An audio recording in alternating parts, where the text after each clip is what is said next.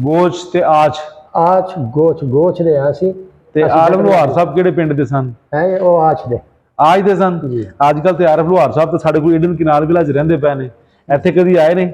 ਹਾਂ ਕਦੇ ਕਦੇ ਸ਼ਾਦੀ ਵਿਆਹ ਹੋਵੇ ਕੋਈ ਫਿਰ ਬੁਲਾਉਂਦੇ ਨੇ ਚਾਹੁੰਦੇ ਨਹੀਂ, ਵੈਸੇ ਕਦੀ ਘੁੰਮਣ ਫਿਰਨ ਆਪਦੇ ਪਿੰਡ 'ਚ ਨਹੀਂ ਆਉਂਦੇ? ਨੇ ਉਹ ਸਾਰਾ ਘੱਟ ਹੀ ਆਉਂਦੇ। ਉਹ ਤਗੜੇ ਬੰਦੇ ਹੋ ਗਏ ਨੇ। ਅੱਛਾ ਮੈਨੂੰ ਇਹ ਦੱਸੋ, ਕਿੰਨੇ ਅਰਸੇ ਤੋਂ ਮੈਨੂੰ ਫਾਲੋ ਕਰਦੇ ਪਏ ਹੋ? ਤਕਰੀਬਨ 5 ਮਹੀਨੇ ਹੈ 5 ਮਹੀਨੇ 5 ਮਹੀਨੇ ਤੋਂ ਅੱਕ ਦਾ ਦੁੱਧ ਇਸਤੇਮਾਲ ਕੀਤਾ? ਨਹੀਂ ਅੱਗ ਦਾ ਦੁੱਧ ਨਹੀਂ ਇਸਤੇਮਾਲ ਕੀਤਾ, ਹਾਂ। ਜੜ ਦਾ ਛਿਲਕਾ ਇਸਤੇਮਾਲ ਕੀਤਾ। ਤਬਾਸ਼ੀ ਨੁਕਰਾ ਤੇ ਅੱਕ ਦਾ छिलका एक तोला हो तो एक तोला हो, हाँ, वो बना के कैप्सूल बना के दूध डाल। रिजल्ट कैसा रहा है? रिजल्ट कैसा रहा? रिजल्ट अच्छा तो तां ही आया ना।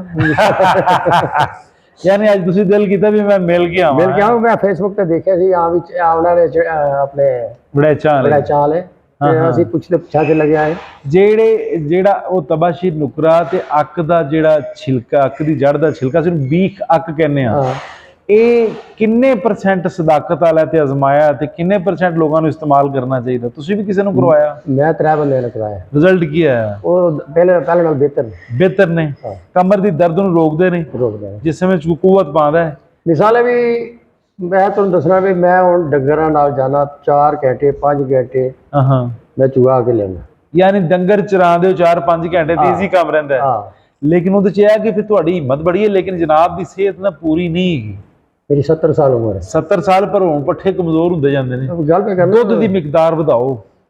ਦੁੱਧ ਦੀ ਮਿਕਦਾਰ ਜਿਹੜੀ ਹੈ ਨਾ, ਉਹ ਤਾਂ ਪੀਣਾ ਲਗਾਤਾਰ ਪੀਣਾ। ਕਿੰਨਾ ਪੀ ਰਹੇ ਹੋ? ਨਹੀਂ, ਅੱਧਾ ਕਿਲੋ ਘੱਟ ਹੈ। ਆਹੋ, ਸ਼ੋਰਬੇ ਵਾਲੇ ਖਾਣੇ ਸ਼ੁਰੂ ਕਰੋ, ਲੰਬੇ ਸ਼ੋਰਬੇ ਵਾਲੇ, ਜਿਵੇਂ ਪਹਿਲੇ ਲੋਕੀ ਪਕਾਉਂਦੇ ਸਨ। ਇਨਸ਼ਾਅੱਲਾ ਬਫਜ਼ਲਿल्लाह ਫਿੱਟ ਹੋ ਜਾਓਗੇ। ਇੱਕ ਤਾਂ ਦੱਸੋ ਸਾਨੂੰ, ਇੱਕ ਤਾਂ ਤੁਸੀਂ ਦੇਖਦੇ ਸੀ, ਅੱਜ ਇੱਥੇ ਕਿਵੇਂ ਲੱਗਿਆ? ਫਿਰ ਮਿਲ ਕੇ ਕਿਵੇਂ ਲੱਗਿਆ? ਅੱਛਾ ਲੱਗਿਆ, ਠੀਕ ਲੱਗਿਆ? ਰਾਜ਼ੀ ਹੋ? ਹਾਂ। ਮੈਨੂੰ ਜ਼ੁਬਾਨ ਵਿਖਾਓ ਇੱਕ ਵਾਰੀ, ਗੱਲ ਬਣ ਜਾਏਗੀ। ਕਬਜ਼ ਦੀ ਕੀ ਹਾਲਤ ਹੈ? ਕਬਜ਼ ਨਹੀਂ ਹੈ, 24 ਘੰਟੇ ਬਾਅਦ ਇੱਕ ਦਫਾ ਪਖਾਨਾ ਠੀਕ ਆ। ਦੁੱਧ ਕਿੰਨਾ? ਮੱਝਾਂ ਕਿੰਨੀਆਂ ਕੋ ਰੱਖੀਆਂ? 6 ਮੱਝਾਂ ਨੇ ਮਾਸ਼ਾਅੱਲਾ। ਮਿਲਦੀਆਂ ਕਿੰਨੀਆਂ ਨੇ? 6 ਵੀ। ਵਾਹ ਜਨਾਬ, ਮਿਹਰਬਾਨੀ ਕਰਕੇ ਕੋਈ ਧਾਰਾਂ ਵੀ ਲੈਂਦੇ ਲੁੰਦੇ? ਕੋਈ ਨਹੀਂ, ਧਾਰਾਂ ਨਹੀਂ ਲੈਂਦੇ, ਦੁੱਧ ਪੀਂਦੇ। ਕਿਉਂ ਨਹੀਂ ਧਾਰਾਂ ਲੈਂਦੇ? ਉਹ ਬੱਚੇ ਚਾਹੁੰਦੇ ਨੇ, ਬੱਚੇ ਪੀਂਦੇ ਨੇ। ਤੁਸੀਂ ਮਿਹਰਬਾਨੀ ਕਰਕੇ ਧਾਰਾਂ ਲੈ ਲਿਆ ਕਰੋ, ਮੇਰਾ ਤੁਹਾਨੂੰ ਮਸ਼ਵਰਾ ਹੈ। ਜਿਹੜੇ ਦੁੱਧ ਨੂੰ ਹਵਾ ਲੱਗ ਜਾਂਦੀ ਹੈ, ਆਕਸੀਜਨ ਲੱਗ ਜਾਂਦੀ ਹੈ, ਉਹ ਪਾਵਰ ਘਟ ਜਾਂਦੀ, ਤੇ ਜਿਹਨੂੰ ਆਕਸੀਜਨ ਨਹੀਂ ਲੱਗਦੀ ਡਾਇਰੈਕਟ ਧਾਰ ਲੈਂਦੇ ਹੋ, ਬੜਾ ਤਾਕਤ ਵਾਲਾ ਦੁੱਧ। ਤੁਹਾਨੂੰ ਮੇਰੇ ਨਾਲ ਬਿਹਤਰ ਪਤਾ ਹੈ। ਉਹ ਤਾਂ ਸਹੀ ਹੈ, ਧਾਰ ਤਗੜੀ ਹੁੰਦੀ ਹੈ ਨਾ, ਬੱਚੇ ਕੱਢਦੇ ਨੇ ਧਾਰਾਂ। ਤੇ ਤੁਸੀਂ ਕਿਸ ਟਾਈਮ ਕੋਈ ਨਹੀਂ, ਕਿਸੇ ਮੱਝ ਥੱਲੇ ਤੁਸੀਂ ਵੀ ਹੋ ਜਾ ਕਰੋ ਕੋਈ ਜਨਾਬ, ਤੇ ਤੁਹਾਡੇ ਵਾਸਤੇ ਅੱਛਾ ਹੈ, ਤੁਹਾਡੇ ਵਾਸਤੇ ਬਿਹਤਰ ਹੈ। 2 ਕੈਪਸੂਲ ਸੁਬਹ, 2 ਰਾਜ਼ੀ ਹੋ?